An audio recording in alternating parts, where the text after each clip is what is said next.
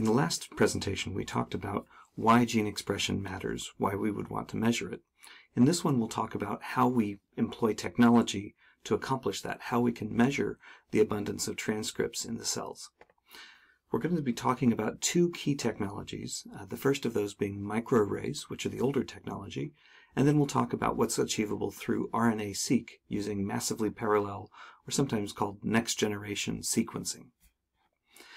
Now, to begin, it's important to realize that we want to talk about the transcriptome. We're trying to think about the totality of all messenger RNAs that can be created by a particular cell. This implies that we have some list of target RNAs in mind. When we use a hybridization-based method, we use microarrays that have defined spots on them, and each of these spots is associated with a particular sequence that we're trying to measure. And the idea here is that the messenger RNAs, or the cDNAs now, from our samples will be able to anneal to form hydrogen bonds with sequences on the surface of the microarray. And when we brought these cDNAs in, we brought with it a fluorescent dye molecule, so we can measure how much of the cDNA has been bound to each spot on the microarray. When we talk about sequencing-based approaches, there's no fluorescence of that sort involved at all.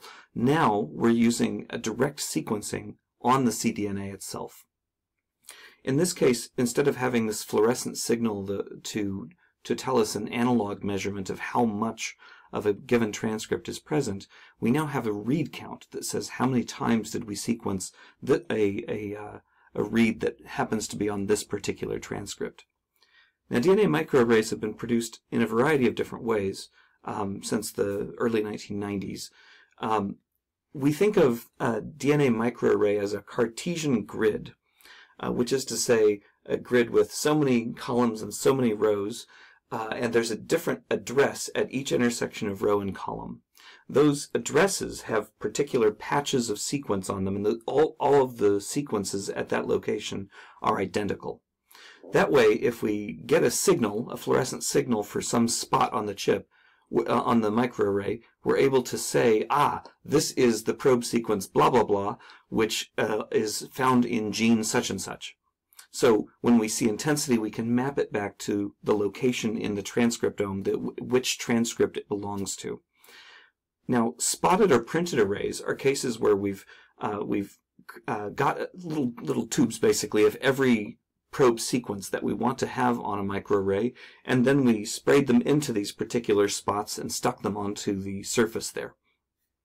Now, synthesized arrays are made by a much newer technology, one called photolithography. Now, we've been using photolithography for producing microchips for quite some time, but photolithography is used in a very different way when we create microarrays, which is to start by starting, we have a surface that we can grow DNA strands right on top of. So we have a surface of primers. We lay a mask over that entire surface, and then we burn holes through that mask at just the locations where we want to add, let's say, a C nucleotide. We then polymerize on a C mononucleotide, reprotect the surface, and then let's say we want to add A's. So now we burn off all the spots where an A is the next letter, and we add an A nucleotide. So this is kind of shocking. We're able to polymerize strings of nucleotides right on the surface of the microarray. And because we've developed the ability to miniaturize just where each hole in that mask is burned, we can actually produce millions of custom sequences right on a surface. Typically, we generate something like a string of 25 nucleotides grown off the surface. Now, some people don't do arrays at all, per se. They actually create beads, and these beads have the ability to tell, through optical interrogation, you can determine what address this particular bead represents. So now the sequences on this bead are all known, they're all the same, and we can tell which sequences are on this bead by nature of the address that it reports. So having created a whole bunch of different beads representing different probe sequences, array manufacturers can very quickly customize a particular collection of sequences to be included in a kit. And then they can read them through something like these scanners that have a fiber optic connected to each little location on a plate that we force these beads to sit down on. So we've moved a long way from the original microarrays with where we stuck the oligos onto the plate. We've now got the ability to make bead arrays with millions of probe sequences drawn from an even broader collection that these manufacturers have created in inventory. So in general, all microarray experiments use something along these lines. We start with a purchased or a prepared DNA microarray. We isolate the messenger RNA from our samples. We reverse transcribe to get cDNA, complementary DNA. We then label the cDNA by incorporating fluorescently labeled nucleotides. That's important because we want to detect it. We hybridize the labeled cDNA to the microarray, to the oligos growing up from that surface. And then we can wash off the excess and scan the microarray to say, where is the intensity? What oligonucleotides does that correspond to? And now we have a measure of quantity associated with these particular oligo sequences. Now, RNA-Seq is quite a lot more complex, but it offers quite a lot as well. RNA-Seq is high-throughput sequencing, next-generation sequencing, applied to messenger RNA, or to cDNA taken from messenger RNA. So at the right, we've got a list of particular transcripts that may be produced for a particular gene, and we have a whole bunch of these little patches down here below.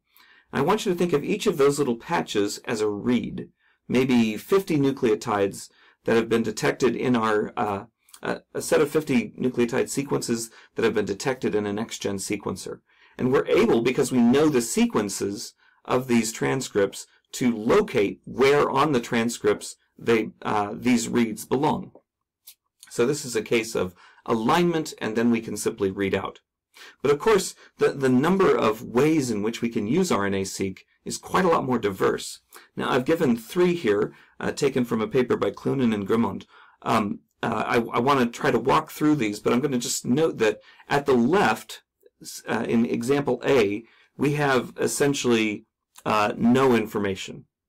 We have the reads, and here we're trying to create de novo a reconstruction of what the transcripts from this organism would be. So this would be appropriate if you're working in some species for which we don't have a completed genome. So if you're doing agricultural work, you're more frequently going to find yourself in that place than if you work with, say, E. coli all day. Now in the second case, we have a reference genome, and that's great, but we may not be sure which exons get stitched together to create particular transcripts. So for something like this, we would be able to align the short sequences that we get from the sequencer to the genome annotation. And sometimes we're going to get lucky, and a read will stretch over a boundary between 2 exons. And that's going to tell us, there's at least one transcript that connects these 2 exons together. Now at the right, we have known gene model-based profiling. Our gene model makes certain predictions about which isoforms, which different transcripts are available from this particular gene, and we can then map the reads that we have directly to one of those known gene models. So at the left, we knew nothing to begin with about what the transcript sequences for this organism represented. At the right, we have complete gene models and can simply align straight away. This is a kind of flexibility that you would never have with microarray sequencing, microarray detection rather. In this case, we are able to work with the sequences of cDNAs as they are and try to infer biology directly from them. So this is another way to visualize the information from the previous slide. So here in genome mapping, we have information about where the genes are, what their exons are, and so on.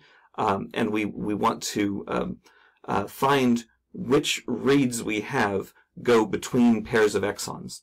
So this was the middle example in the previous slide.